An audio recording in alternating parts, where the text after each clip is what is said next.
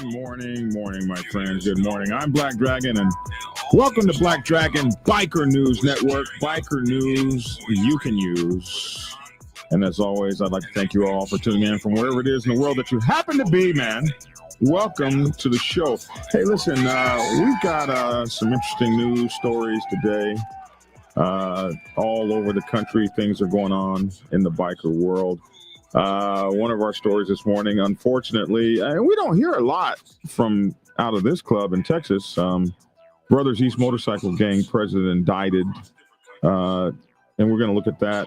But like I said, we don't really hear a lot about that club in a negative context. Brothers East, a lot of people call them Beast. We're going to be looking at that news broadcast on them. And then we have we have an update for things going on here in Georgia. Also, a wanted poster was issued for a dangerous biker gang member. That's crazy. And we also have an alleged Hells Angels biker mourned after a shooting death in the parking lot. He's being mourned up there in Canada somewhere. So we got quite a few stories here that we'll be looking at this morning. I will be back with you guys in a minute and 7 seconds after this brief introduction. And here, let me get that right button up. Listen, I just want to thank you guys for tuning in, for being with us since 2016. Really appreciate you. Beast Motorcycle Gang is how it reads. Founder Prez arrested and indicted in human trafficking is the lead story. We'll check that out in a minute, 7 seconds. We'll be right back. Black Dragon Biker News. He's on YouTube. Black Dragon Biker News. Get yourself educated by his books and you'll learn how to move. Black Dragon Biker News.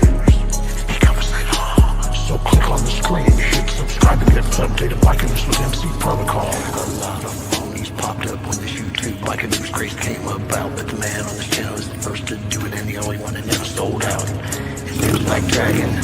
Started the day they hit the scene, repping Uncle Sam. They traded that uniform for the best from the Mighty Black Sabbath. Not the band, I'm talking about the Mighty Black Sabbath. MC, where he paid his dues and he earned his stripes. From prospect all the way up to national peace. All the copycat creators and the content stealers and haters, there have been many, but there's only one larger than life. Like Michael with the cowboy hat that knows kung fu and says kick Kenny.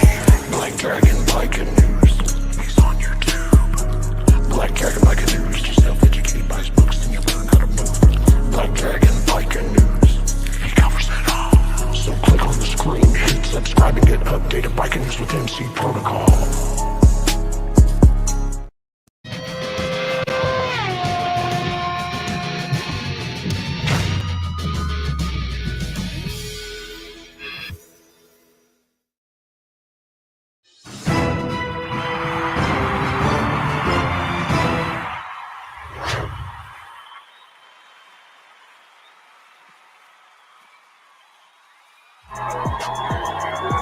Well, alrighty then. Hey, I'm Black Dragon. Welcome to Black Dragon Biker News. Biker news you can use. Biker news you can trust. Biker news with the biker's point of view. And my co-host Logic. Lavish is off for the day. He is in the hospital having a surgery. I don't know what time his surgery is. Well, he was already in the hospital. I saw him this morning, about an hour or 2 hours ago. Did he send you the picture? It was on Facebook. He didn't send it to me. It was on Facebook. He sent me the picture talking about he got to still be cool. Let's see if in the hospital trying to be cool. Let's see if he's actually got the surgery yet or not. Well, if he did, he can't pick up the phone. Lavish. Oh, maybe he's in the operating room right now. Yeah, he's not answering. Okay, well, we'll call him a little later. But yeah, he sent us his picture for everybody. Lavish is pretty good going in. We don't know what's going to happen on his way out, but here we have our boy Lavish right here, man. So yeah, there he is right there. He sent me a thing saying, "Hey, I gotta stay looking good, man." So there's our boy Lavish, man, trying to act like he had ain't to get a fresh cut and everything, fresh edge up and everything, so he can go to the hospital and cut the show. He looks terrified. Look at them eyes. Always act like you ain't scared when you go to the hospital. You know, you're not scared until that woman walks in the room and says, "Oh, I need you to sign this." What am I signing? Man, isn't that a wake up call? I'm telling you, but before I actually had my surgery, they had me sign all these paperwork, and they told me you could die, you could this. I'm like, yo, man, wait a minute. Y'all didn't say that. And then they take your blood pressure. Oh, your blood pressure is high. Well, look what you had me to sign. Yeah. That I found that to be particularly disturbing when they did that. Like what y'all was saying, everything was going to be fine, and then right before I get ready to go into the surgery, oh, can you sign this? That's the way it goes, man. Not our fault. That he looks like that's what that he just signed that paper just then. Wait a minute. Where did smile go? Oh my goodness. Listen, thank you all for tuning in. I want to say before I start this story, I've already gotten calls this morning, like people saying this is BS. This guy has a lot of friends, and they've been vibrant on my phone this morning to tell me they think that, you know, I've talked to some people that know this guy personally, and they just don't believe it. But Brothers East outlaw motorcycle gang president indicted for human trafficking. And it's interesting that we would say motorcycle gang because we don't often say motorcycle gang. I mean, we say it every day, but we call clubs. But these guys popped up in a while ago, jumped onto the scene, and they came onto the scene. Oh, I don't know, maybe 2015 or so. They came onto the biker scene just and down there in Houston, Texas, just kicking ass and taking names, and just they came in with just a blur. And I remember doing stories on them back then. One time, they circled a couple guys and beat the hell out of them, took their colors, and those guys got Ain't No Punk Awards from us. That's we got to get the Ain't No Punk Awards back, bro. No Punk Awards. Yeah. Those two old bastards. They fought 25 of them dudes circled down. Them old bastards fought for them vests, man. I said, damn, that's how you fight for your vest right there. Hey, and their ladies jumped in. Their ladies were swinging. Wow. And ladies are swinging from the fence, which is not Tia, because Tia would just shoot you in the back. But you know, she's from Chicago, so I don't mess with her. But the ladies, man, were swinging for the fences, man. And that's how the Brothers East, and they call themselves a biker gang. Did they call themselves that? Yes, they call themselves a biker gang. Okay. Brothers East Biker Gang. I was like, okay, well, the 1%ers hugged up on the 1% term. That wasn't a nice term back in the day. So they hugged up on the biker gang term. So they have made quite they're still here, is the thing to say about them, is they're still here. A lot of people didn't think they would still be here. But anyway, Brothers East Motorcycle Gang president indicted for human trafficking. So this is the video, and this guy might be the founder. Let's take a look at the video. Or where's the video? Oh, really? You know you got to get a commercial. Wow, they did us hard with that. Here we go. Damn! Man, that's somebody's daughter. And a full grown ass woman too.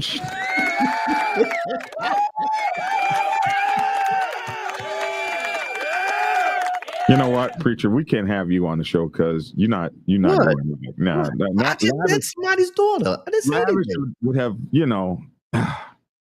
Lavish would have been right here with me, and you're gonna bring up the good part. That's somebody's daughter. I'm not telling you to stop. I just said I can't have it, preacher. I'm sorry. I just said somebody's daughter. Man, don't be ruining the show, man. We are proud to be the only show with our own doctor. we got our own doctor.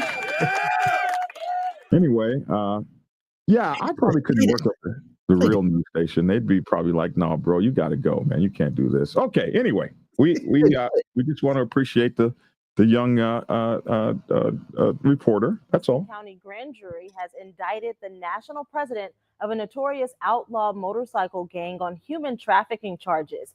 Michael Cupp of Baytown is a founding member and president of the Brothers East Outlaw Motorcycle Gang.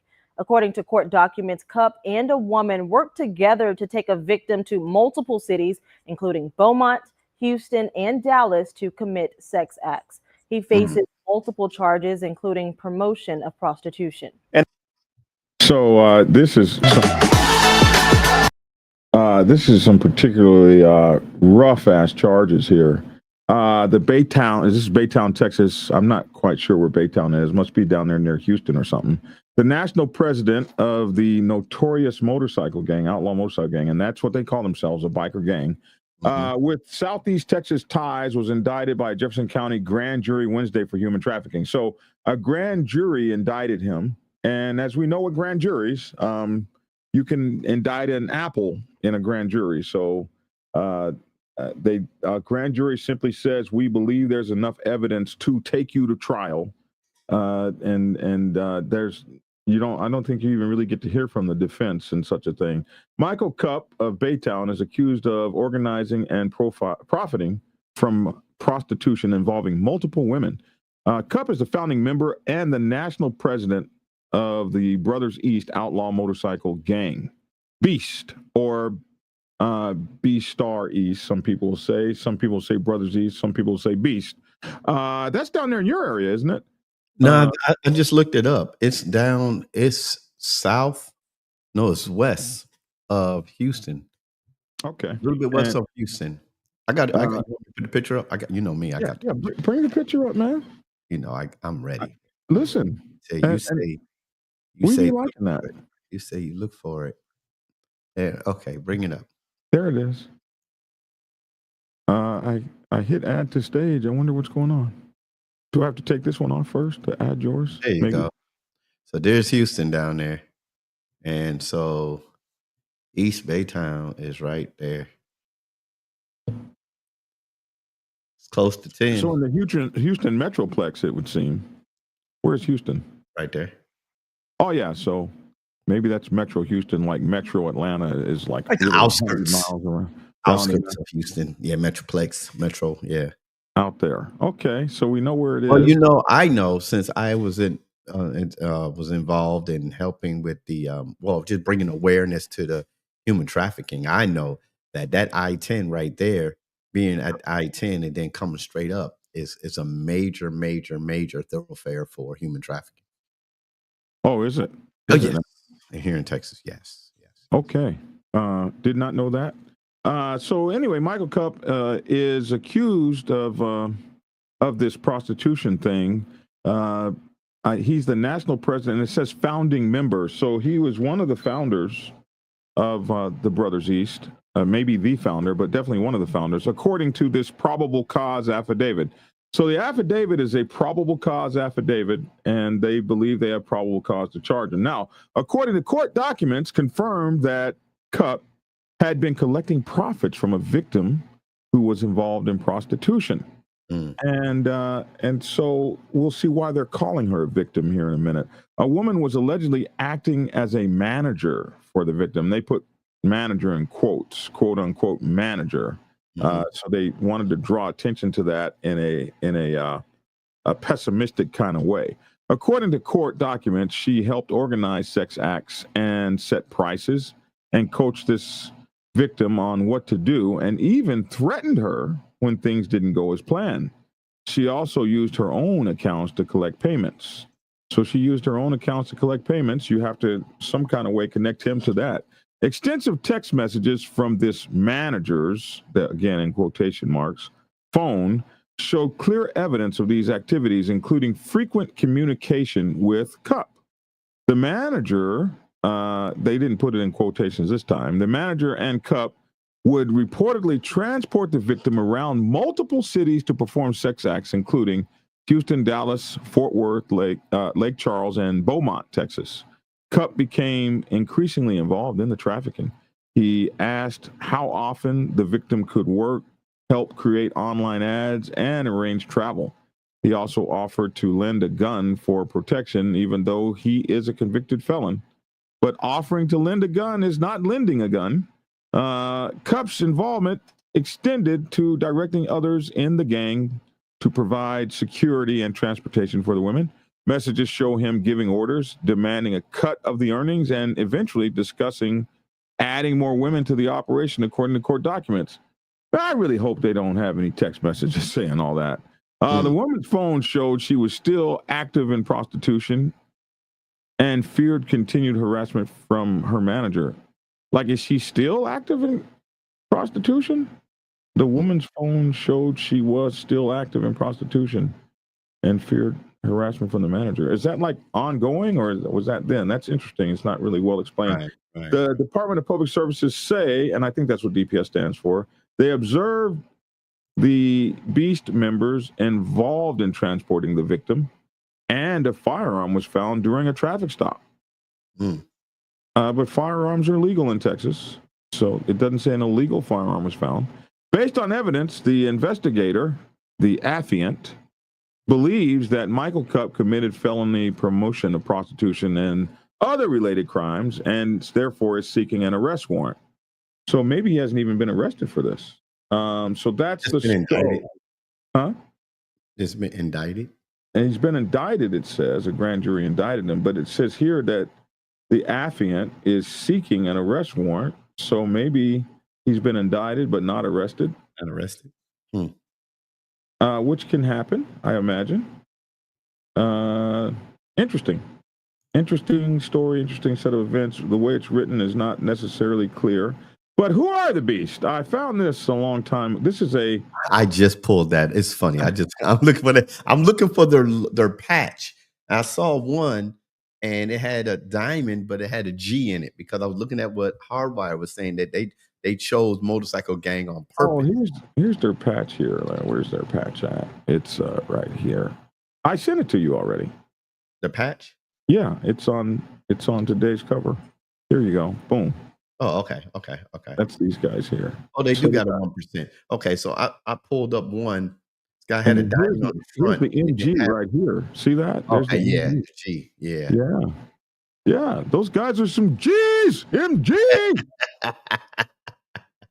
And this is one of the crews. I guess this is the Houston crew, and looks like they got some sort of animal there. Is that an alligator or a dog? I don't know. But yeah, so this is their colors. A wrench crossed by a knife with knuckles on it. So we'll beat your ass with any of these. Right? With a lion with a lightning bolt through its head. And yeah, they got a whole lot going on here. I don't often see the 1%er on the back. And so right, that's what I brought up. I'm trying to bring that back up, where I'm trying to figure out if this is the same organization or not. TikTok. Well, they may have 2 or 3 versions of this or that. Like maybe this guy, he has a G. Yeah, he does have a 1% on the front. I thought I saw a diamond. Yeah, he does, and a diamond with a G in it on the front. Huh? I don't know. Let me tell you this. I don't have a front picture of them. Like I said, there's not much that you don't really get a lot on them in the news. So anyway, here's a story that I didn't really say. What are you talking? Yeah, pull this up. Okay, you got to move your hand from your mouth because you're cutting in and out. Yeah. Okay. Yeah, pull this up. In Arkansas, out getting Christmas presents. Oh, they're in Arkansas too now? Community in need. Yeah. So little kids can have good Christmas. See, he got a G, a diamond and a G on the right shoulder. Brothers East, forever beast. On the left shoulder. Look at that. Brothers East Forever somewhere in Beast. Arkansas, There you go. out getting Christmas presents for the community in need. See? So They little do good kids can stuff have too, good. man. All biker clubs do good stuff too. So anyway, here is a little story we found about the beast. This is old, like 2019. So I haven't seen this whole thing, but let's take a look at it. It's titled "Who Are the Beast?" So maybe this will tell us who they are. ATM thefts in the area, and they were said to be members of an outlaw motorcycle gang most people around here never heard of. KPLC's Teresa Schmidt finds out what local law enforcement can tell us about this fairly new group. Local law enforcement officers say Brothers East is an outlaw motorcycle gang that started in Channelview, Texas about 4 years ago. Calcasieu Sheriff's gang expert, Captain Robbie Broussard, says Brothers East gang has about 200 members and allegedly engages in mostly property crimes. Thefts, motorcycle thefts, firearms, and drugs. He says they do not have a foothold here and likely never will. Well, that's wrong. Right. And through our investigations, and if we do find out that a gang is in the area, it's not illegal to be a member of a gang. It's illegal to be involved in the criminal activity they're involved in. So, we're going to investigate as thorough as we can, and try to make sure that we can root them out before they establish a foothold here. Broussard says many law-abiding citizens participate in motorcycle clubs. He says the 1% patch is one way to tell those involved in illegal activity and proud of it. Oh, come on, man. I know so many of them that don't do that, but okay. Back in the 60s, William Berry was the president of the American Motorcycle Association, and there was some bad media about motorcycle enthusiasts, motorcycle riders, and he came out with a statement that 99% of the motorcycle enthusiasts were law-abiding citizens. And so your outlaw motorcycle gangs began wearing the 1% patch to indicate that they weren't part of that law-abiding citizen group. Well, that's a good story, and it's often told, but that is not the actual real story. But people cling to that story, and they always put this on the AMA as having come up with the 1% motorcycle moniker or whatever the case may be. But that has been proven false many times. We talk about it in my book, Motorcycle Club Protocol 101. Make sure to get Motorcycle Club Protocol 101 so you'll know the real story. But that's the story that he was given back there in 2019. Got you. He says I-10 has a lot to do with why the Lake Charles area sometimes sees out-of-town criminals. This isn't the first time that we've had, criminal elements from the Houston area travel over to commit crimes. All but one of the 7 arrested this week are in jails in Texas and will have to be extradited to Louisiana to face charges here. At your service, Teresa Schmidt, KPLC 7 News. So they're multicultural. It would seem. The ATM investigations are still underway to see if those arrested can be connected to any other ATM thefts. That's interesting because one of the guys in that picture had the same name, last name, as this guy here in our story today. What's his name? The national president, Michael Cup. So this guy might have been his brother. Just noticing that. He had a Cup last name. This guy right here, right there, Melvin Cup. That might be his brother. How many people named Cup in the same club? But anyway, you know, I found interesting. What's is that? The sheriff, the deputy, or whatever his designation is, he said it is not illegal to be in a gang, a member of a gang. But here in Texas, because he's in Texas, they will harass you, arrest you, and everything, and say that you are a part of a gang. But it's not illegal. But it's not illegal. But they damn sure will arrest you for being in a 1% motorcycle club and carrying a firearm. They'll arrest you for being a gang member in possession of a gun. But it's not illegal to be, according to him. But it is illegal to be a gang member in possession of a gun. Not if you're okay. Why? Because if you don't have a felony yourself, They are arresting people left and right in Texas for that very thing. Yeah, And they're arresting people with concealed carry permits, saying you're part of the banditos, so you're in a gang. And no, but bro, I've never committed a crime, and this is my concealed carry permit, and they're arresting them anyway. They've been doing this for about 7 years. We've been watching that. Is Wild on Twos on here? Yeah. Hey, what up, Wild on Twos, man? It's good to see you, man. Wild on Twos was my very first co-host and helped me get start my daily show. I didn't want to do it by myself, and he helped me where I am today. He was the first you and Lavish and Mike Ball. The first me and Lavish and Mike Ball. Yeah, he was. What's up, man? We heard about a bad crash with Llama. Yeah, Llama did lose someone, and yes, they did. Yes, they did, and we absolutely want to pray for the souls and the family. And we have our own doctor to do that everywhere. You have. Okay, so they were talking about the I-10 corridor, like you had said, and somebody else, the mob, only 1%er mob chased 1%er. Okay, he said something up here that I want to focus on. He was correcting Hardwire, and then therefore as me as well, he was saying that they call themselves Motorcycle Group. And I don't, that's different than anything I've ever heard before. But he said, correction, they don't call themselves Motorcycle Gang, it's Motorcycle Group, which is not anything I've ever heard before. I've heard it was the other way around. Yeah, but we got to give this voice in case it's true. And the reason for the MG is because they didn't want to be put in the same category as the Banditos. And I don't know, maybe he knows. So I'll call some that I know and ask them about that. But anyway. Yeah, he said he said something was disrespectful. What did you do respectful? I don't know. And I asked him how so. He said Motorcycle Group. So we don't know about that. I've always heard that it was Motorcycle Gang, and I've studied this for a long time, and it's never been written any other kind of way that I have seen. But if I'm wrong, I'm wrong. We will find out.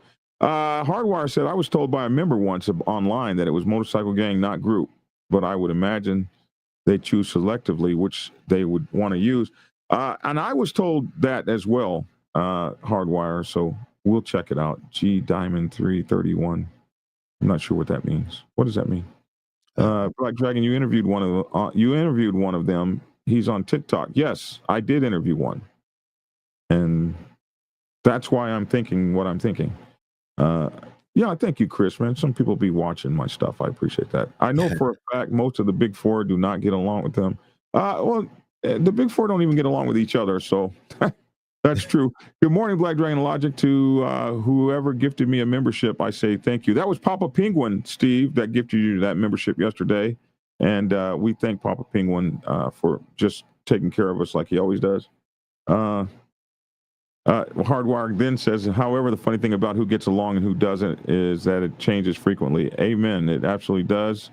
So anyway, that's that. I don't know. I think that I've always heard that MG stood for Motorcycle Gang with them. And that's even what they're saying on the news. So we'll see. We'll find out. Well, we don't want to put bad things out about people that aren't true. No. That guy needs to buy your book to get straightened out on MC knowledge. Well, I'm hoping that they do. You should learn. The gentleman said he flies the colors on it if you don't know any laws or terminology. I'm not sure what Ethan Hunt is talking about. Who is he talking to? Who's Ethan Hunt talking to? Chase, I'm sure if I told you 81 and 15 were getting along for an alliance against another club, you'd likely say I was wrong. But, oh, yeah, a lot of these clubs will get along with each other, and then they won't, and it goes back and forth. Let me get out of the comments because you guys are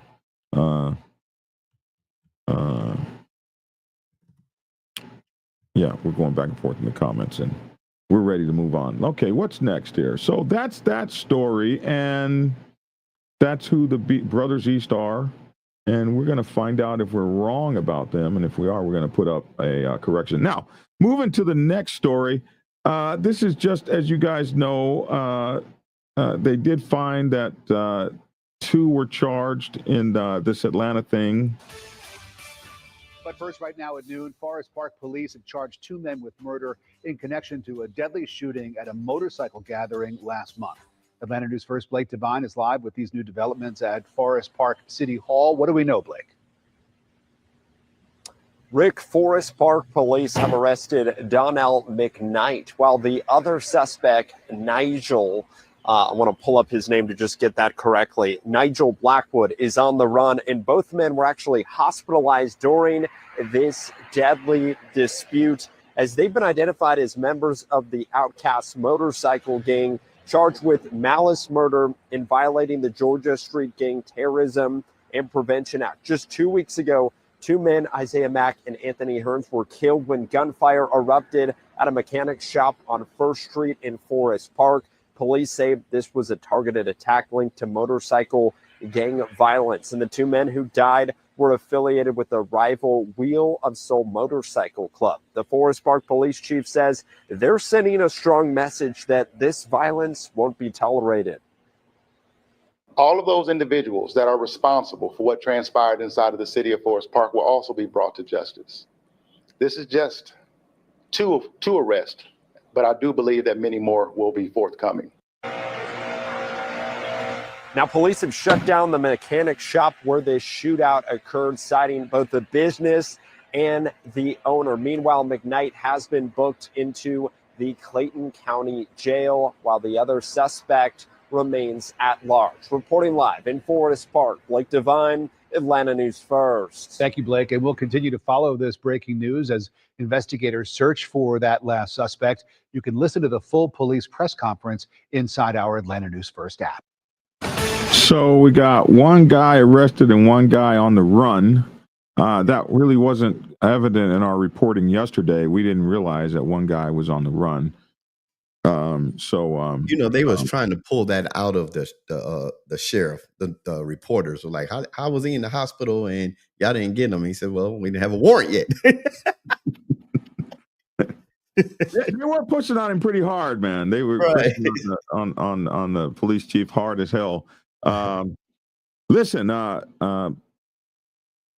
we want to make sure that, we're not trying to cast aspersions on anybody. And if we've mislabeled a club or whatever, we're going to find out, and we're going to find out, and we will absolutely correct ourselves. And it happens all the time. Everybody knows that Black Dragon will correct himself if he's wrong and the show is wrong. So no disrespect meant, but we feel you. Everybody wants to correct information out about their club. This is this. Have you ever heard this song? Yeah. The Outcast song. Have you ever heard it? Heard it many times. At the end of that song, you know who did that? A guy by the name of Peanut. And at the end of it, they scream this. And Peanut. Yeah. I was friends of his on Facebook. I believe I'm talking. Yeah. He was in the documentary. Yeah. Yes, he is. So I was around them when he first made that song. Gosh, that song must be going on. It's an old song. 15 years old or something. Maybe 20 years old when he made that Outcast song off of a rock song, a famous rock tune. And they still play that song to this day. I was recently told there is a COC in Ohio. I didn't know that. And it must not be real well integrated yet. Oh, I don't know. I haven't been up there. Black Dragon, I have my bylaws. If it's wrong, well, damn.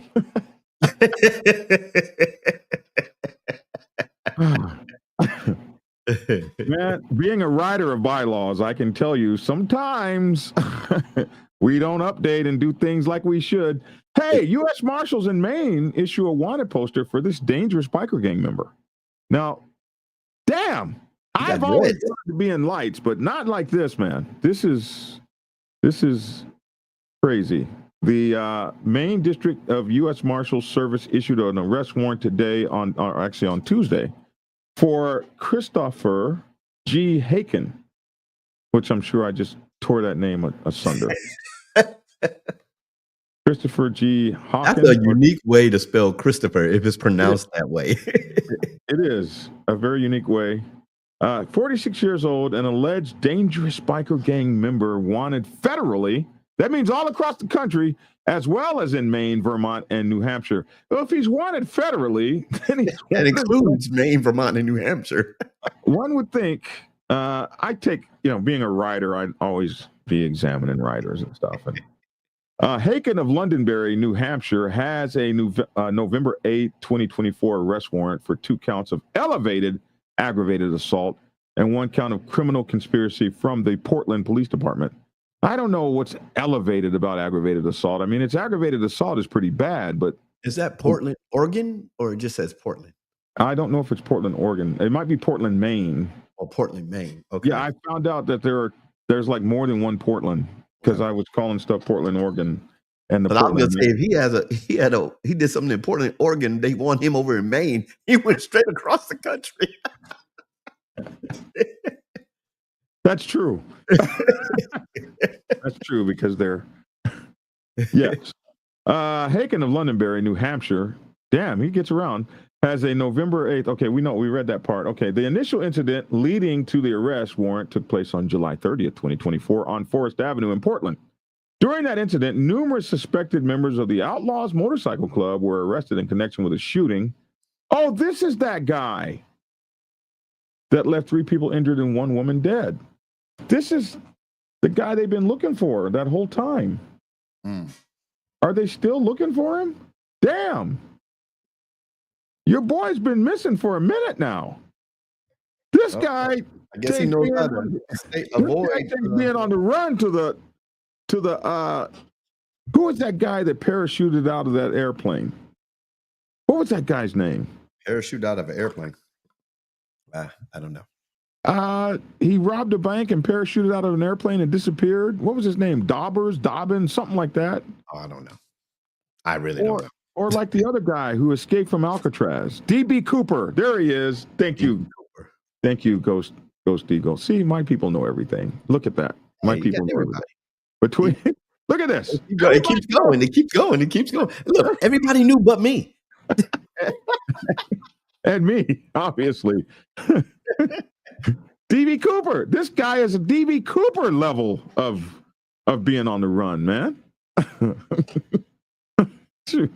Much love and honor, Chase. No problems here. Much love to you. We're all family here. Yes, we are, man. We are. Everybody knows that. Everybody knows who D.B. Cooper was, except right.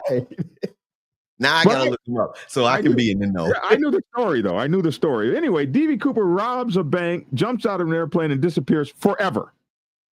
I think they found some of the money too. That he back in the 30s. Yeah, the 40s. Was it the 30s? He was born in 32. Okay, no, but this was in the 70s that he did that. I think. Yeah. He hijacked the plane. Is this the one that said he hijacked the plane? I think he robbed a bank and then hijacked a plane or something to get out of there, or had them bring a plane or something. He got on a plane and parachuted out of the damn thing. Oh, never mind. I was wrong. He didn't hijack a plane. He didn't rob a bank. He held a plane as hostage.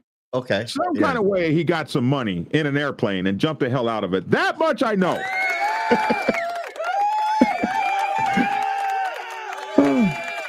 Some kind of way he did that. That Joe Cool guy jumped out of an airplane also. Yeah. He hijacked a plane, a Boeing 727, flight 305. And jumped out of it. Oh, he demanded a ransom. And they thought they were going to catch him on the other end. They didn't know that he had a plan, which was to jump out of there. There's all these reasons why nobody believed that it could be done for like 40 years. Nobody believed it could be done. Heard from again until the SEAL team dudes actually jumped from an airplane. People thought that you couldn't survive that. And the SEAL team dudes did it like 30, 40 years later. And they survived. The History Channel has a whole special on him. Well, this guy that we're talking about he's been gone a long time. I believe this to be the incident where the woman was killed, and they just put the guy who shot her. He just took a deal, not a deal, but a plea, and he's got to do 5 years in prison. His name was on the tip of my tongue. But during that shootout, one guy got away. I remember, and this must be that guy who is still out there. The initial incident leading to the arrest warrant took place on July 30th, 2024 on Forest Avenue in Portland. During that incident, numerous suspected members of the Outlaws Motorcycle Club were arrested in connection with a shooting that left 3 people injured and 1 woman dead. Yeah, this is it. Hawken, a suspected member, or it could be Haken, a suspected member of the same gang of the Outlaws Motorcycle Club, we should say, was able to evade arrest at that time. After the Portland arrest warrant was issued, another warrant was issued for his arrest in New Hampshire. I think that's what an H stands for, for an alleged probation violation. In April, he was arrested in Vermont. Oh, wow. During a fugitive from justice investigation. But he was quickly released on bail and now faces Vermont charges for failure to appear in court. They did not learn their lesson. The dude was running. Y'all gonna let him go? Damn, so he didn't show up in court. Now they shouldn't even issue that arrest warrant. They should give him that one free. Okay. Yeah, you got us, man. The marshals warned that Haken should be considered dangerous and possibly armed. He is reportedly aware of his wanted status and is actively working to avoid capture, likely with aid from other members of the Outlaw Motorcycle Club, which he has brothers all over the country. All you're supposed to do is call up and say, hey, say no more, man. I'm right there. That's how that's supposed to work. Yeah. He is known to frequent the towns of Lebanon, Maine, Londonderry, Manchester, and Barnstead, New Hampshire, while White River Junction, Vermont, and Albany, New York. Albany. Thank you. Thank you. It's not Albany. I think it's Albany down here in the south. Up there, Albany. It's Albany. Huh? Albany. I don't know, man. Not Albany. I think it's Albany in New York, man. It's Albany. We can find out. This is not hard. Hey, man, it's Albany, New York, man. It's our capital. Just let everybody know out there that thought New York City was the capital of New York. It's not. It's Albany. Upstate. Albany. Hold on. Listen. Albany. What's it? Play it again. It said Albany. You didn't hear it? No, he said Albany. Albany. And then it has it spelled out. AWL. Okay. All right, preacher. Okay. Well, you're a doctor. You're supposed to know. You're a doctor. No. I'm a New Yorker. We're in our own show with our own doctor. Okay. So, yeah. So he is out there still since. Damn, your boy ain't coming back, man. This is. We should name him DB Cooper number 2. He's out there doing that, man. He's out there doing that. Hey, listen, man, we want to take time to ask you guys. Me in Georgia. I was born there. We want to take you guys, ask you guys the number one metric in all YouTube and all social media to determine a channel's health is the like button. We would really appreciate it if you guys would hit that like button, share and subscribe, and hit the notification bell if you would do that for me. And Logic over at Keep It Logical. Which is his YouTube page. Keep It Logical. Logic has a motorcycle ministry, and he is a doctor and a reverend and a pastor and a faith healer. And we appreciate him for being on the show. Lavish is Lavish T. Williams on all social media, and Lavish is in the hospital right now, getting himself a shoulder surgery. But he sends his love, and he sends his. Show his peace sign. Yeah, he did send the peace sign, didn't he? Where's the peace sign? Right there. Yeah. So really appreciate it if you guys would hit the like button. Also, support the channel. $ Biker Prez is my Cash App. You can also support us by hitting that super chat button. And Logic, what is your I have your Keep It Logical 3. There it is. Keep it logical, and his Cash App is $Logic357, and 357 has nothing to do with a gun. And if you need Reverend Logic to pray for you, hit him up at 214-966-3113, 214-966-3113. He's got a prayer group, and he can support you in that way. And that would just really be beautiful. If you want to contact me, it's 404-692 0336. Yeah, 404-692-0336, 404-692-0336. The Dragon's Lair is podcasted from Spreaker.com. If you don't have a podcast host, get us on Spreaker. We make more money if you listen to us on Spreaker, but you can also get us on Spotify, iHeartRadio, iTunes, and all those things.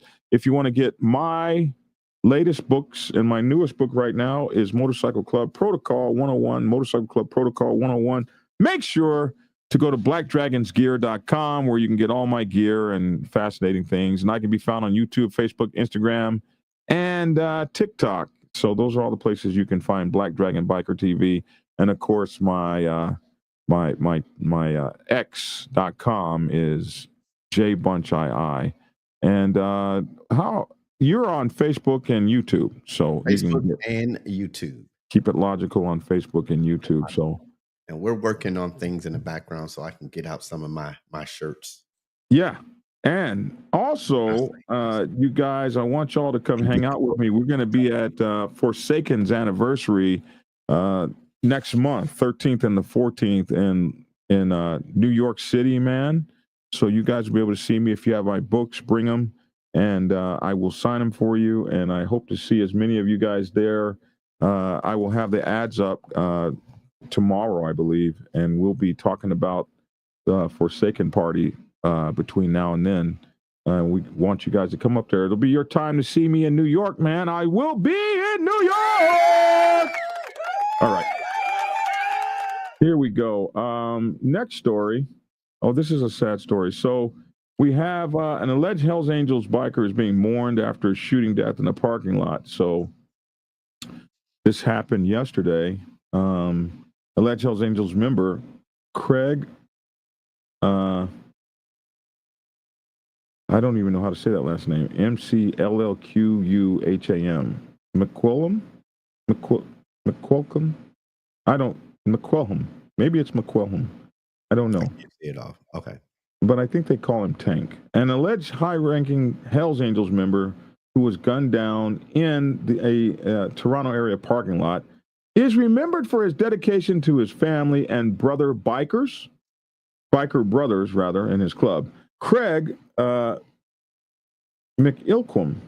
This might be an I. That's an IL, I think. McIlquham, 55, of Oakville, died in the hospital April 29th after he was shot outside the Mandarin restaurant at 1881 Fairview Street in Burlington around 8:30 p.m., Halton Regional Police said.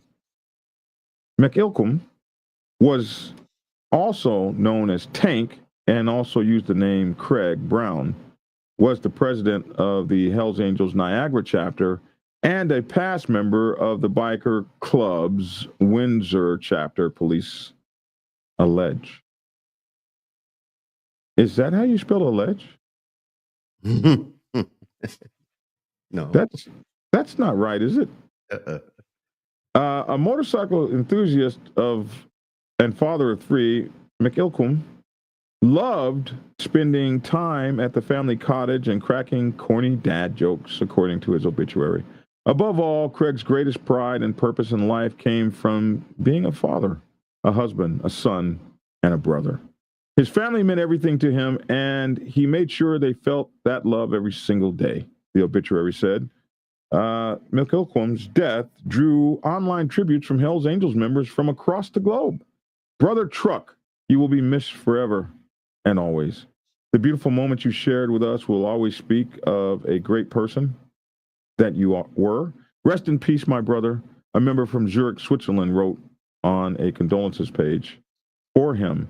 A member from Randers, Denmark, wrote, Truck was an amazing brother and a friend. He will be truly missed. I send my love and condolences to his family. Big love and respect. A visitation from McIlquim will be held Sunday from 11 a.m. to 3 p.m. at Glen Oaks Funeral Home and Cemetery, 3164 9th Line in Oakville, followed by a funeral at the same location. So that's up there in Canada. And they put this out publicly. So if you want to go see him, please do, but just don't be on no bullshit. Go and do the right things there. So yeah. So that's our motorcycle news for this morning. Here is something that we saw happen in Georgia. This was the acquittal of the former Memphis officers that beat the black unarmed motorist Tyree Nichols to death. They beat him to death, and I was sure that these guys would be found guilty, but they were not. And this has prompted a TikTok video for me. And one of the problems that you get with this is, you got to know, man, that you cannot not listen to the police. I saw this girl on this TikTok this morning. This girl, they pulled her over and everything, and they were I know my rights. Did you see that one? No. Did you see that one? But I know what they're saying. I know what they're saying. That's what she said. I haven't done anything wrong. Lady, you were speeding. Can I speak to the supervisor? Yeah, after you show me your driver's license and stuff, we'll get a supervisor out here. So she wouldn't do that. And they escalated that thing all the way to breaking her window out and taking her to jail. And my thing is, do you folks not know that these cops will kill you? Yes. They're going to do what they got to do to get the arrest made. Yeah. This is just how this works. Yeah. And you ain't got no rights, man, other than to do what they tell you to do. And if you don't do what they tell you to do, you could wind up dead or hurt or something. I do not play with officers. Now, did your mom or father teach you that? Mine or their buttholes. I do not play with officers. So here is my video that I did on this. Let's check this out. This is my TikTok I did on this. Jury has acquitted 3 former Memphis police officers involved in the beating death of Tyree Nichols. Tadarius Bean, Demetrius Haley, and Justin Smith found not guilty on all state charges, which include second-degree murder, aggravated assault, aggravated kidnapping, and more. The jury taking more than 8.5 hours across 2 days to come to this decision. We have gotten away from teaching our young black men the lessons my mom taught me. And one of those lessons was when dealing with the police, you must comply fully 100%, because if you don't, they will murder you and they will get away with it. My mom said, son, you can be right, but you can also wind up dead right. And if you wind up dead right, the only thing I'll be able to do for you is put your face on a T-shirt and take up a collection, because there's not going to be any jury anywhere in the United States that's going to find a police officer guilty of murdering you. So don't run, don't fight, don't talk back, comply. And that's not a guarantee, but it's the best damn chance you have. Don't wind up dead right. Capiche? Yeah, man, don't wind up dead right. That's crazy. My mom said you could wind up dead right. So, it's not a matter of right or wrong. It is hard for those of us in the African American community to tell other brothers and sisters comply when we're being shot and killed, even when we do comply. Although, don't take the chance and escalate the situation. I've been around bad and good officers. Mm-hmm. Those that I did not like, and I didn't like the way they spoke to me and anything, but I drove away. I had an officer curse me out one time. but I still drove away. Had a ticket, but I still drove away. You know, and all the videos that we see out here. I want to see a supervisor. I want to, you know, sometimes you got to look at the situation that you're in to see if you are ready to escalate it to that level. You know, if they are just adamant about not letting you see the supervisor, not telling you their name, and talking about they gonna bust out your window, bust you upside your head, drag you out your car, why would you want to go that far? And then, you know, I'm gonna sue you. Oh, well, won't you just go ahead and comply? Or, and it's hard to say that. Go ahead and get the ticket, let them cuss you out, and then sue. But drive away. But drive away. I had a police officer follow me straight to my neighborhood. Where you going? Home. Where you coming from? Store. Do I know that he has no right of knowing where I'm coming from? Yes. But guess what? I want to go. I have a wife. I want to go home. I want to go home. And so I can make the point and be the ass. I'm not telling you anything. Yeah. You big, tall, blah, blah, blah, blah, blah. Be like, all right, now I'm not going home. Yeah, because he can make you not go home. And even if he's wrong, and even if the police say he's wrong and he's wrong and he gets in trouble for it, he's not getting in no trouble. They're not firing him. They're probably not even going to even talk to him real hard. I think the most in my neighborhood that I live in, when I first bought my first motorcycle, the V-Rod, police officer pulled me aside. I was the only one in this area that had that type of bike. When I bought it from Harley, they said we only sold 3 of these. And you know, the Metroplex is huge. So the police officer pulled me over and said, well, I just want to know, because we had a description of a bike. And I laughed at him. I said, not this one. Because there's only been 3 sold in the whole Metroplex. And I live out here darn near in the country. So you didn't get a description on this bike. That's a pretty expensive bike. And I asked what you do for a living. And I told him, I said, I bless people. There you go. He got scared then, man. When you said, people, that guy might have been like, oh my God, he blesses people. And here I am messing with him.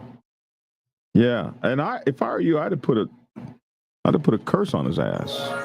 No, I'm not going to we don't do curses. But you know how to do curses. They send you right? I've studied. See, I knew. I told people I'm a reader.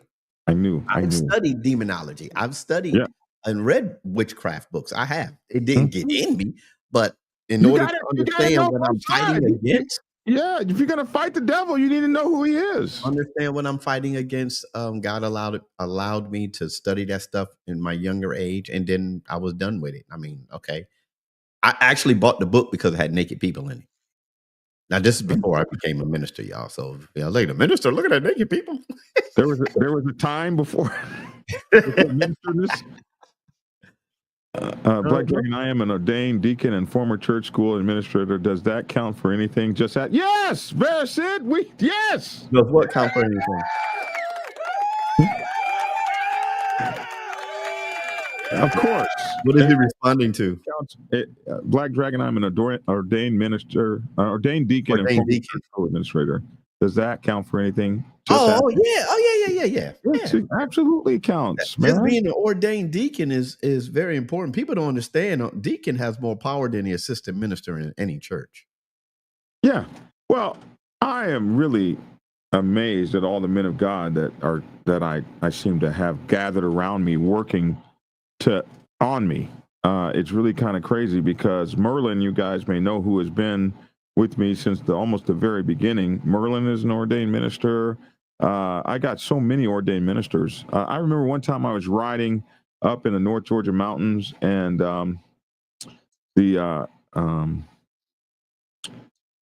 my goodness, I know the name of the club. It was just on the tip of my tongue. They pulled me over and they all stood around me and prayed for me and put their hands on me. It was really, really amazing, man. So yeah, we do not need to see another person with an ass looking like Pelosi. God puts them in your life. Yes, George Ray, God does put them in my life and has, and I'm so thankful for them. But anyway, what I want to tell you guys in this Tyre Nichols story is that, yes, he was murdered. Yes, he was beaten to death. Yes, he was killed by these cops. And yes, they got away with it. This was an all-white jury in the South.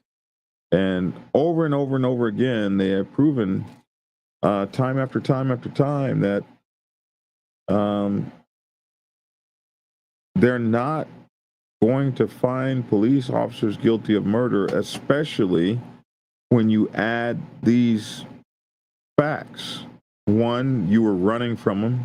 Two, you were involved in any kind of illegal activity. Three, if you're just portrayed as some kind of a criminal or a thug in some kind of way, they're not going to find the cops guilty of killing you. And in this case, the same thing happened. And these were 3 black cops, but they found that they weren't guilty of the murder that they committed. The jury said the force that they used was not unreasonable, even though the man died. So what does that tell you? It tells you because Tyree Nichols had allegedly had run from them, and they were upset with that when they chased him down and finally caught him, and that led to his successive punishments. So what does that tell you? It tells you don't run, is what it tells you. They shouldn't kill you, but they will. Let me. So don't run. Don't fight. Go ahead. I said this here in Texas. If you're from Texas, and if you heard about this in Texas, this has just happened a week or so ago. I'm gonna read it straight from the internet. It says several bills have been introduced in Texas legislature that is aimed to change the rules regarding charging police officers for certain actions taken in the line of duty. They're trying to give specifically, these bills seek to exempt law enforcement officers from being charged with deadly conduct for actions taken while performing their duties. That's going on right now here in Texas. So if they have a deadly, because the police are being charged with deadly conduct, so they're trying to get rid of that. So a police officer, it doesn't matter what nationality the police officer is, a police officer cannot be charged with deadly conduct here in the state of Texas if they're in the action of their police duties. So if I'm chasing you, I accidentally fall and shoot you, well, you can't charge me. Is that, I mean, just looking at the police point of view, isn't that fair? Like, why should I be charged because I fell and tripped and shot you? Because you are a trained. Yeah, but a trip. You are trained. You should be. Okay, watch this. I tripped. An article we read the other day. I wasn't trained not to trip. Watch this. What article we read the other day about the young lady or the young man that was going to jail? They said because they're intelligent, the young lady, because she is the poor girl, because she's got a 3.7 average, she's smart enough to be tried as an adult. Yeah, the president of an outlaws motorcycle club. These rules are not equal across the board. For instance, you're a martial artist. I'm a martial artist. My children are martial artists. If they were to get into a fight and actually harm somebody, and then their lawyer come and say, well, they're trained professional fighters, you get a higher charge. Do they still do that? Yes. I remember in the old days, people would say my hands are registered with the police. They used to do that. I don't think they have to register their hands. I never registered my damn hands, not in one place anywhere. You had to do that in New York. Did you? Really? Back then. I don't know about that. I don't know. But back then, you had to register as a deadly weapons because they stated martial artists are trained. If you say I take self-defense, this was in our class. Take self-defense, then you are trained for restraint. Why did you break his arm? Why did you break his back? You are trained for restraint. Is that right? Use that against you. I was trained to kill. Well, I was trained. Let's see. How did Master Wilson say? To kill with mercy. I was trained to kill with mercy.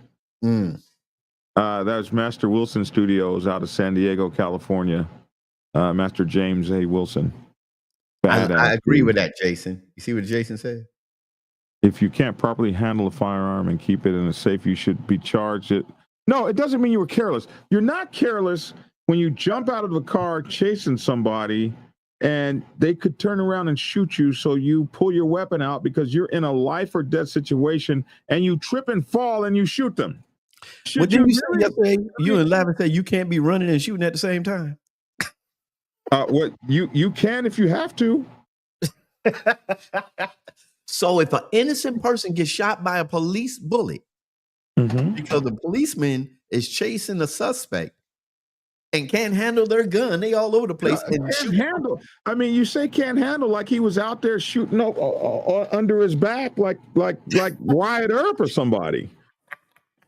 He was in the process of chasing a criminal that you don't want on the streets to keep your butt safe. And now you want to put him in prison because he made a mistake? I'm just asking, does that make a whole lot of sense? I mean, maybe. So the problem is that when you make laws like that, they can be abused. But the law in and of itself seems to me like it would be fair because are you really trying to put cops in jails for making mistakes that people are going to make? They're human mistakes, but in their cases, those mistakes have devastating consequences because people can die. This is just a step to give police officers complete immunity. And absolutely, it damn sure does seem like that in the face of a lot of stuff that we see going on in politics like that. It can absolutely be like, we're feeling like they're getting absolute power.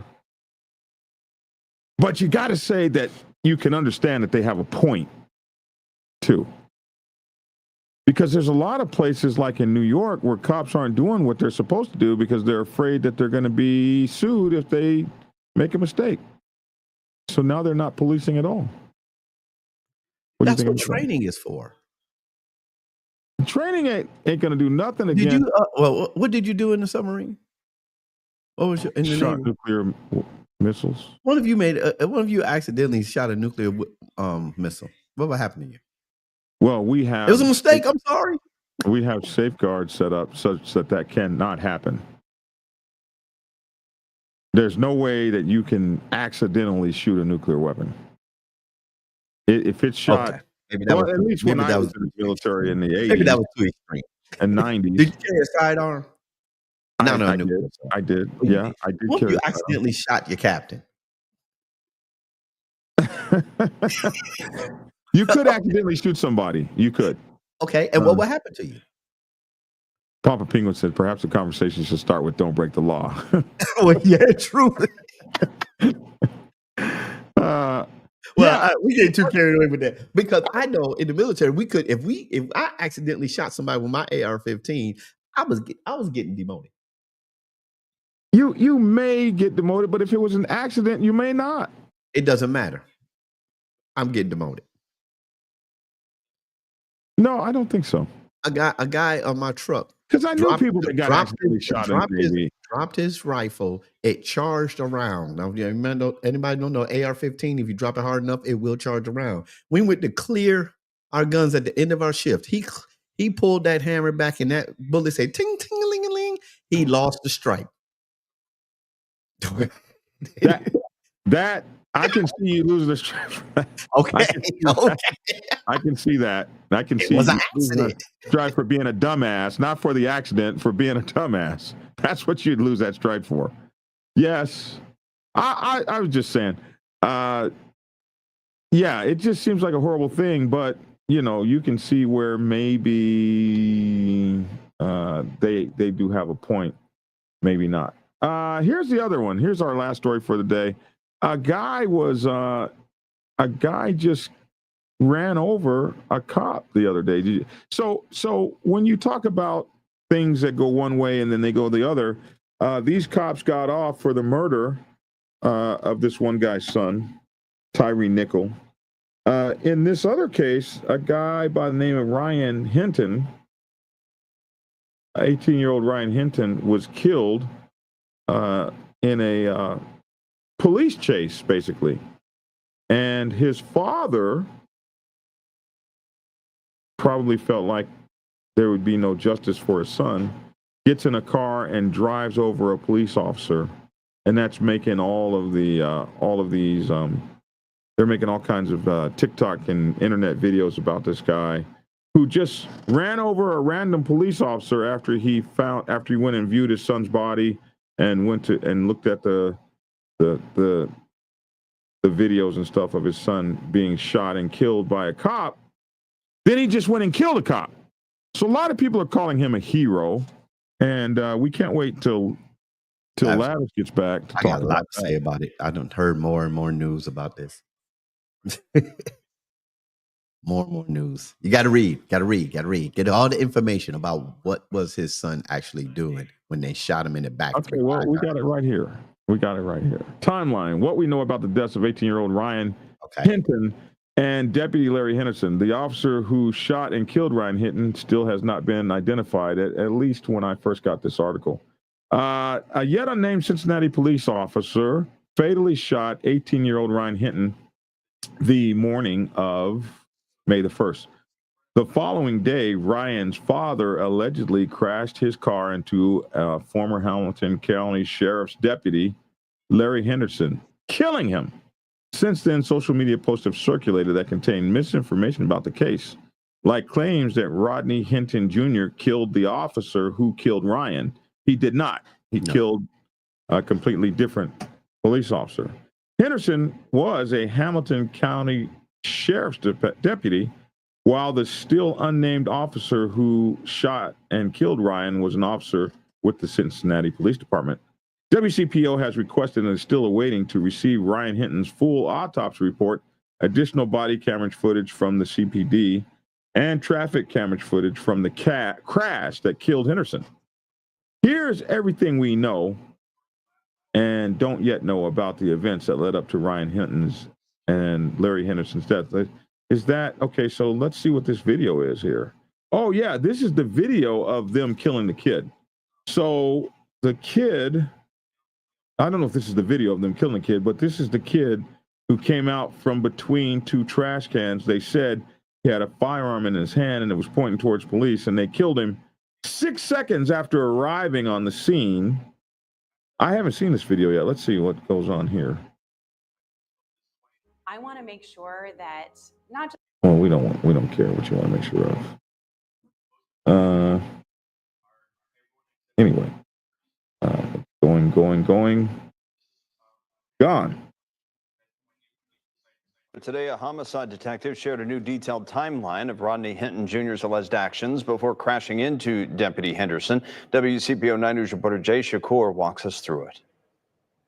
Here's what we know right now about Rodney Hinton Jr.'s movements on Friday. A Cincinnati police detective said on May 2nd, shortly after 9:30 that morning, Rodney Hinton Jr., along with family, viewed body camera footage of a Cincinnati police officer shooting and killing his 18-year-old son, Ryan Hinton, the day before. Police say officers found Ryan and 3 other young men in a stolen Kia. When police arrived, the 4 men ran. Police ran after them. And officers say Ryan had a gun, and it was pointed toward an officer who shot him twice, killing him. The footage, which is a bit blurry at times, shows the shooting and Ryan falling to the ground. Police then say after reviewing that body cam video shortly after 10:30 a.m., Rodney leaves Cincinnati Police's Criminal Investigations Sections Unit's parking lot. Police say he left this first time upset and unable to drive. Family members describe him as agitated. Witnesses tell police he went to a couple of different locations, then returned to the parking lot around 12:40 p.m. They say Hinton came back to pick up a car left behind, and then for a second time, he actually left the parking lot, followed by some family members, and then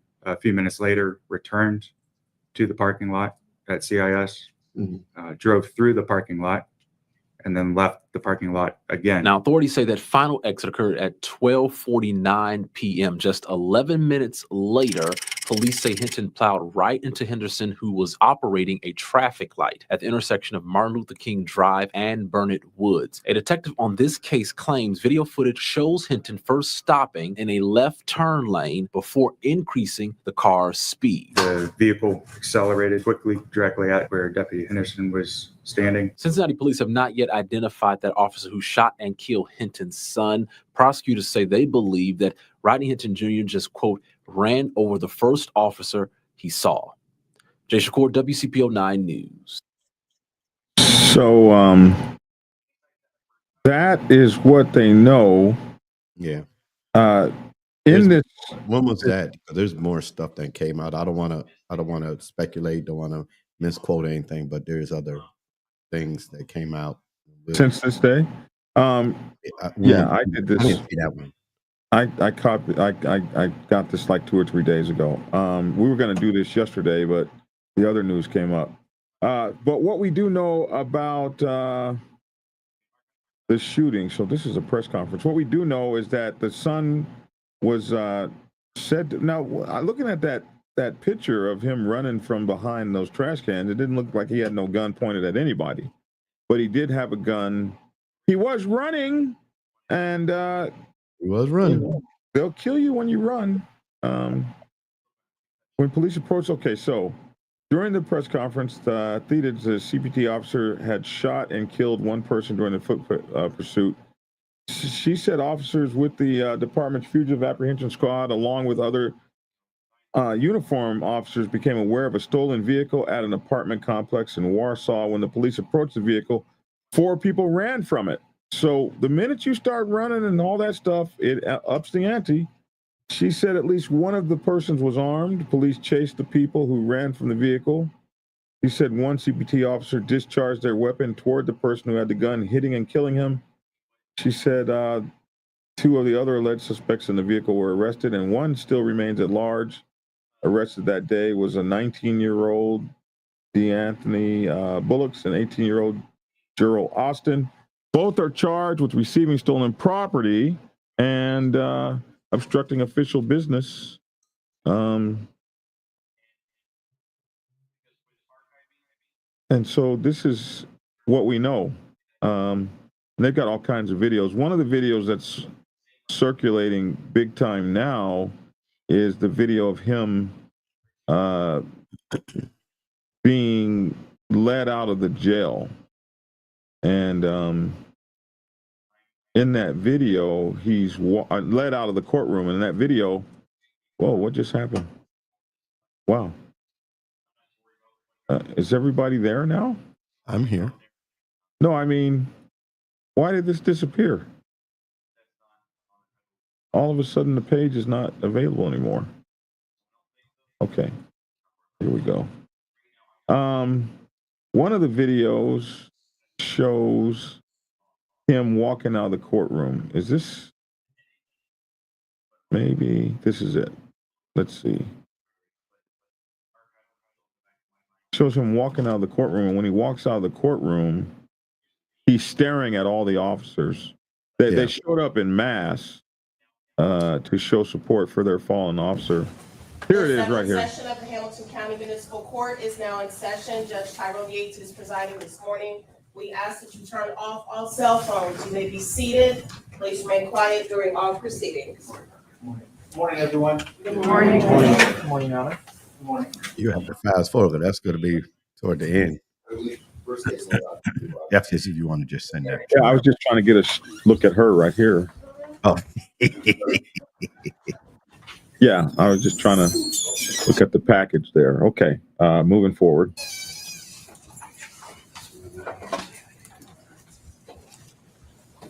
So let's see him when he comes in. Is he staring at everybody all hard and everything?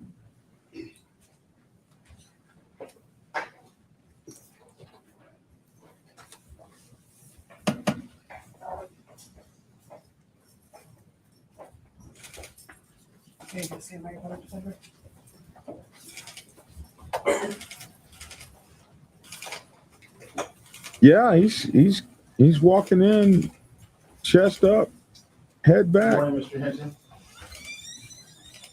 Good morning. say good morning, Judge. He's very soft spoken. Okay, all right. Thank you. All right. So with these kinds of things, it's important. Perception is important. So you don't want to walk in there and not say good morning. Even though you want to walk in there and not say good morning, like what the hell is good about this morning? But you notice that attorney really quickly said, he said good morning, Your Honor. He's just soft spoken. So they're trying to set the tone, and then he was smart enough to say good morning 2 times after that. So trying to set the tone, not so negative, because look at the faces of all these people behind him. Like nobody is on your side here except your boy right here. You ain't got, oh my gosh. Anything as to probable cause? Your Honor, we'll waive probable cause this morning. I have submitted designations for John Kennedy and Timothy Bicknell. They will be the attorneys of record handling Mr. Hinton's case. I'll be handling the arraignment this morning. All right, thank you. Mr. Prosecutor, or anything as to as to bond, Your Honor, thank you. Your Honor, we understand this is a very, very serious, very terrible charge that Mr. Hinton is facing. He is a risk. Yeah, you're probably not fixing to get no bond right now, I would say. He does not have a history, Judge. He has no felonies in his record. His risk assessment score was a 1. He had a juvenile record. He works at UDF. He's married. He's a father. He's a graduate of Purcell Marion. I understand that this is an emotionally charged situation. I understand that Mr. Hinton's son may have been killed by the police earlier in the week. There was a review of that video. I understand that there is a lot of sadness and a lot of anger in this room right now. Yes, a lot of anger in that room right now. I would just ask the court to set a reasonable bond in light of everything to allow the constitutional process to play out. All right, thank you. Andy, you've given me pre-trial services sheet. Is that right this morning? All right, the court has had a chance to review that and his past history. Is there anything from the state, through the prosecutor? Yes, Your Honor. Ryan Nelson on behalf of the prosecution. Could you give us more volume, please?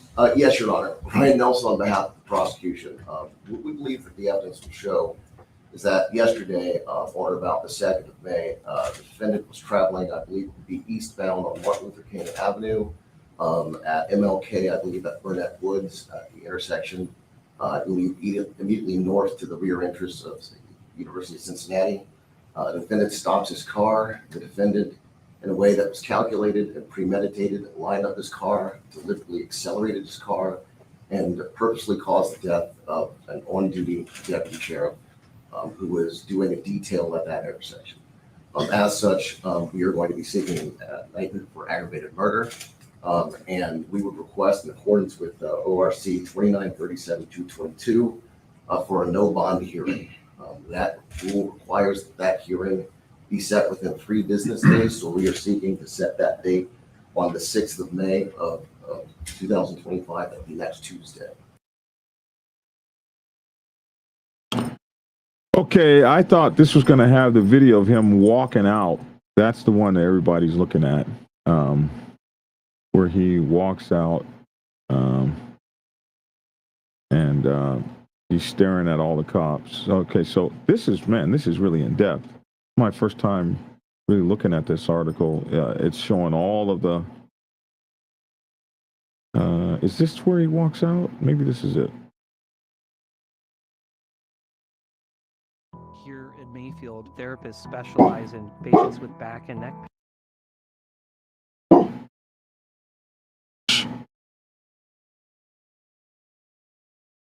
We're waiting for this commercial. This was a long commercial. They hit us with a tough one here.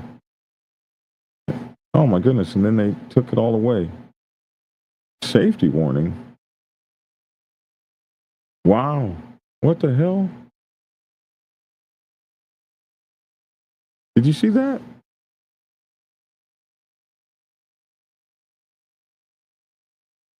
Man, they're trying to infect my computer.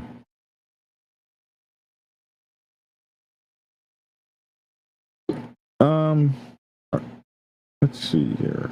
Wow, they keep something keeps happening here. Did they really infect my computer? Get back down here to this.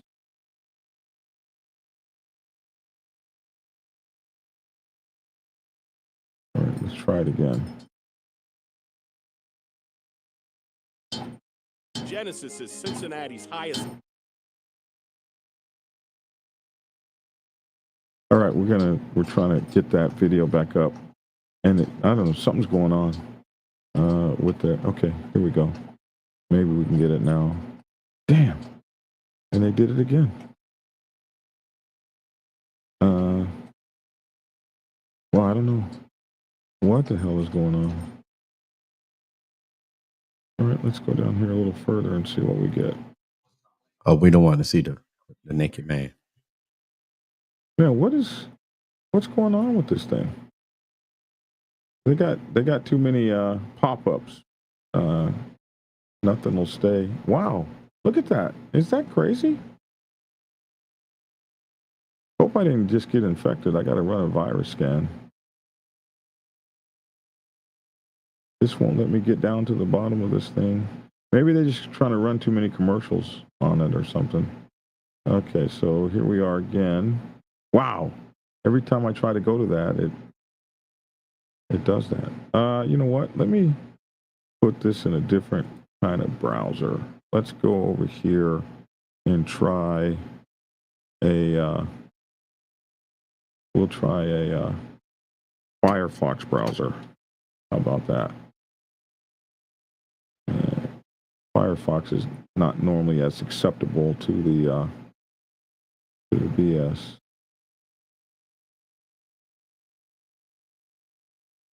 Yeah, we're doing better in the Firefox browser. Okay, so maybe this is it. We'd like to send you notifications. Hell no. Okay, we'll see if this Firefox browser seems to be a little more stable. They're not as acceptable. I got to use that DuckDuckGo as well. I downloaded it. I want to see how well it works. But the Google browser is getting its ass torn up by this thing. And we've been through 3 of your commercials now. Can we see what we want? And action. Here we go. Oh, this is a guy. I saw this. I didn't know that this was this. So this is a... Okay, I saw this earlier. This was a guy, I guess, that was in the courtroom. And this started a whole fight in there. Is this the same thing? Let's see.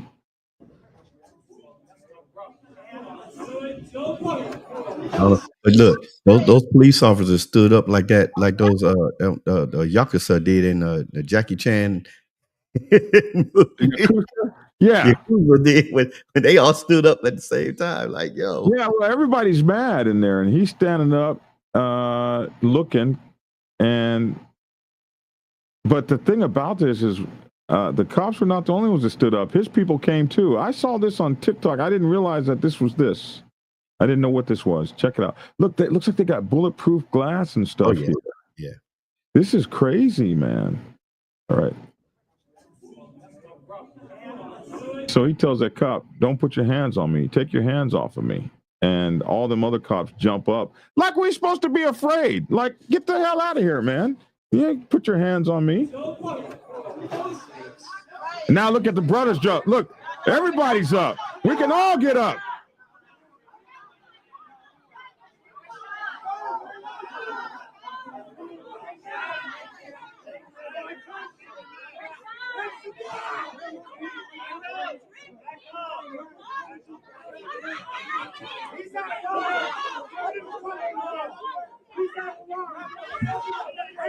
Oh, man, get your finger out my face, bro. Your boy in his Malcolm X glasses, he ain't messing around. Now, I saw another part of this. I think they actually got to fighting and stuff in there. Damn, this is emotionally charged as hell, my bro. Cops don't keep us safe. You know, my only problem with this, justice for Ryan shot in the back by cops. I don't know if he was shot in the back or not, but bro, you're running with a gun. Come on now. He's not like totally innocent here. One of the new articles said he shot at him 4 times. They saying one hit him in the chest, one hit him in the back. Okay. Okay. This all happened. This is a few days old, so. Yeah, we have to come back to that, y'all, because we're running on hour and 30 minutes here, sir. Okay, I'll get off, man. What? We don't have the. Oh, I see you sent me the private messages.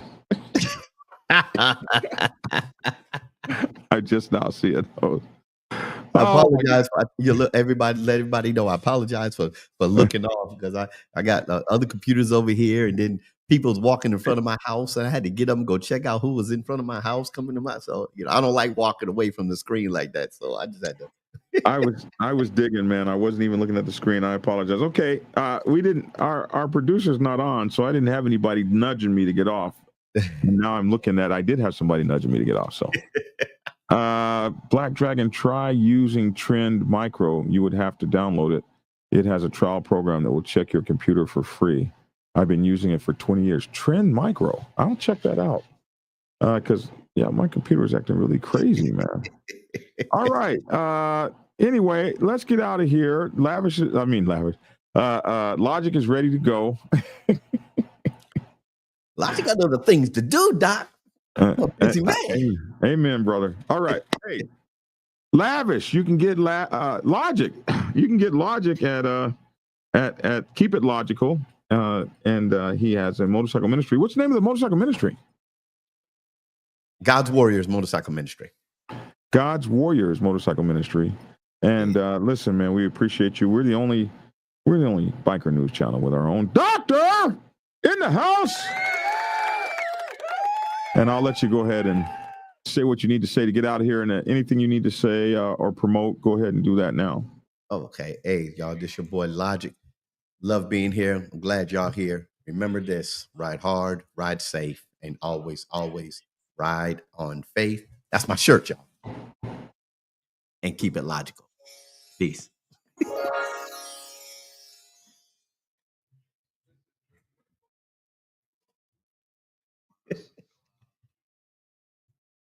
I'm going to get a saying too. I get skinny is not doing it anymore. But anyway, I appreciate you, man, and we'll talk tomorrow. I'm sure more times a day as the news breaks. I'm sure we'll be talking more.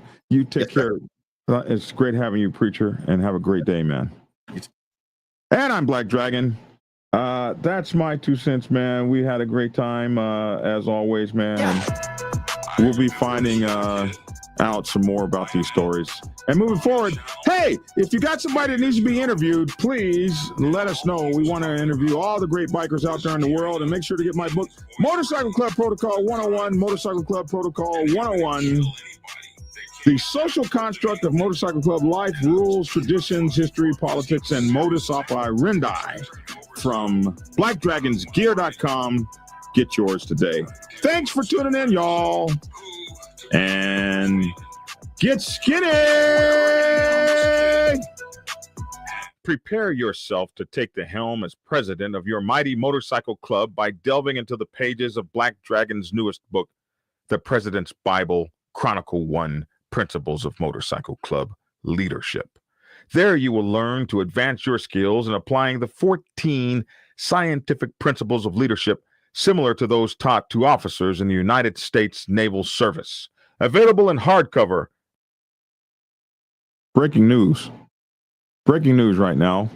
The bells are ringing. A new pope has been elected. There's a new pope right now. The bells are ringing. The smoke is coming out. The white smoke is coming out of St. Peter's Square over there at the Sistine Chapel and all that stuff. There is a new pope in the world right now. You can see the smoke. It's blowing. Yeah, there it is. White smoke. I'll be darned. That was quick. We got a new pope in like 2 days or less. So there's a new pope in the world, man. A new pope has been chosen. I hope he's as good as the last guy. The last guy was pretty good, man. He was really nice and everything. He seemed to be anyway. And I hope we get a good pope that cares about the world and stuff like that last guy. Anyway, new pope. We got a new pope. New pope. Get Black Dragon's first book, The Prospect's Bible, to learn how to join a motorcycle club. It has been an Amazon #1 bestseller for the past 7 years and is required reading for over 3,000 motorcycle clubs worldwide. This book is a must-have for new people venturing onto the motorcycle club set. It will teach you how to prepare yourself for service to the motorcycle club nation and show you how to qualify a motorcycle club to be worthy of your service. Available on Amazon, Kindle, and for order at your local bookstore. Get your autographed copy at blackdragonsgear.com. Be the best motorcycle club prospect you can be. Get the book. If you are seeking clarity about issues stemming from problems or crises occurring within your motorcycle club, then set up a consultation with Black Dragon. Black Dragon has over 30 years of experience in the motorcycle club world, having served as a national president of the 50-year-old Black Sabbath MC Nation for nearly 10 years. Black Dragon is a veteran negotiator, skilled in crisis management, conflict resolution, inter-club issues, press conferences, and club reputation management. You can set up an appointment to speak with him by phone at clarity.fm/black-dragon. Get the clarity you deserve to help make your MC the best place it can possibly be.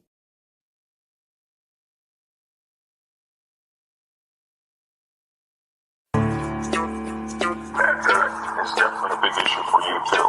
But I'm going to talk about the 99s for a minute. What's up, Mama Ro? I'm going to talk about the 99s for a minute and what our responsibilities are and what we need to think about.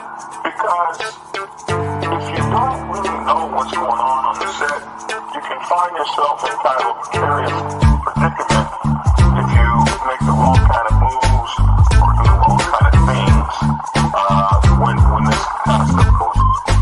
So, when percenters get into a war with one another, what should 99%ers do?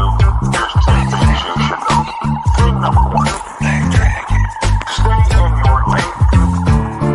Find a corner and put your motorcycle club in it. If you're a president, you want to find a corner and put your motorcycle club in it. What I mean is, the set can be volatile. It can be very dangerous. And when you have that kind of thing going on, this set's not safe. So as a 99%er motorcycle club, what you want to find is yourself in your business, in your lane, while all of the fancy stuff gets handled on other levels. Yeah, you heard that, didn't you? On other levels. Tried to tell you suckers, Black Dragon is the man. The Black Dragon is the man. A real OG, bonafide, certified, a true MC. The biker boys, the biker boys. It's in the house, most definitely. Blow the whistle for Black Dragon, Biker TV. That's right, I said Biker TV. See, one day, young Dragon made his way out the Navy to become a prospect. Some people thought he was crazy, but 5 years later, hard work became a habit. He became the president of the mighty Black Savage Nation. MCs, y'all, respectfully.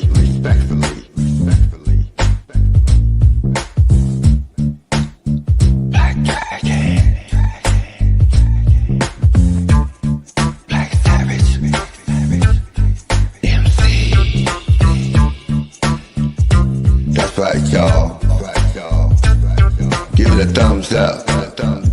Black Dragon Biker TV at his best. Oh yeah, and don't forget to get his Prospect Bible book. So proud of him. Man, He just don't know. He's a real legend. And y'all know it, and I know it. That's right, Black Dragon. That's right.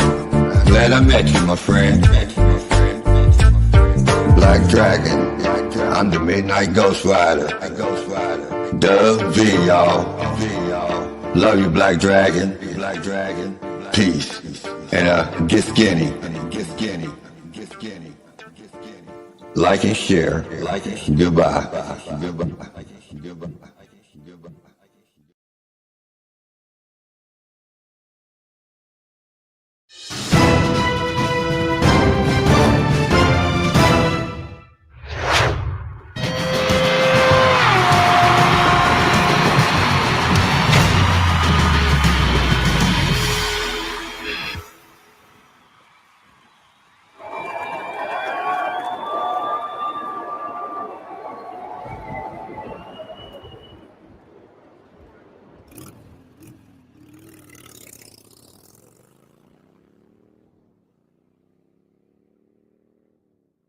I remember this one kid I met on the channel a few years ago, and all he was talking about was gearing up and getting his boys ready for the conflict, and they were going to kill anybody